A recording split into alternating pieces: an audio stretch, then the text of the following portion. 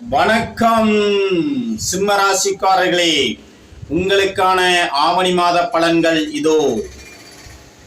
சீறிவரும் சிம்மராசிக்காரர்களே, உங்களை கட்டுப்படுத்தத்தான் உங்கள் தலையில் 5 தலை பாம்பு இருக்கிறது. இந்த மாதம் உங்களுடைய ராசியாதிபதியும் உங்களுடைய தனாதிபதியும் அவரின் பிடியில் மாட்டுகிறார்கள். அப்ப இந்த மாதம் தாங்கள் கொடுக்கல் வாங்கலில் எச்சரிக்கையாக இருக்க வேண்டும்.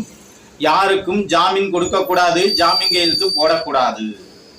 அப்ப ஜாமீன் கொடுத்தாலோ ஜாமீன் கையெழுத்து போட்டாலோ பல சிக்கல்களை சந்திக்க நேரும்.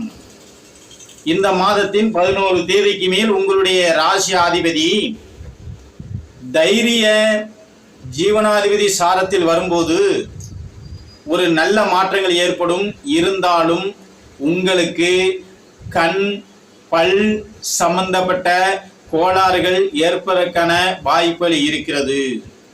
தாங்கள் சில நேரம் வாயை கொடுத்து மாட்டிக்கொள்ள நேரும். யாருக்கும் வாக்கு கொடுத்து விடாதீர்கள். நல்லது செய்ய போய் பொல்லா படையக்கூடிய காலமாக இந்த ஆவணி மாதம் உங்களுக்கு ஏற்பட்டு இருக்கிறது. விட்டா போதுமடா சாமி என்று நினைக்கும் போது சுத்தி சுத்தி வருகிறது. பல விஷயங்களை தெரிந்து கொண்டும் பல பொழப்புகளை அடையக்கூடிய சூழலாக அமைகிறது. எதை தொட்டாலும் அடிமேல் அடி வாங்கும் போது சமாளிக்க முடியாமல் தடுமாறிக் கொண்டே இருக்கக்கூடிய சிம்மராசிக்காரர்களே, இந்த மாதம் மட்டும் சற்று எச்சரிக்கையாக இருங்கள். உங்களுக்கு தசாபுத்தி நன்றாக இருந்தால் பல சிக்கலிலிருந்து மீள முடியும். தசாபுத்திகள் தொல்லையாக இருந்தால் மீண்டு வருவது கடினம். தாங்கள் கூடுமானவரை நீர் நிலையில் உள்ள பெருமாளை வழிபாடு செய்யுங்கள். நீர் நிலையில் உள்ள பெருமாள் கோயிலுக்கு அடிக்கடி சென்று வாருங்கள். ஆக சிவன் வழிபாடு, பிரதோஷ வழிபாடு, அஷ்டமி வழிபாடு, இப்படி ஏகப்பட்ட வழிபாடுகளை செய்ய வேண்டும்.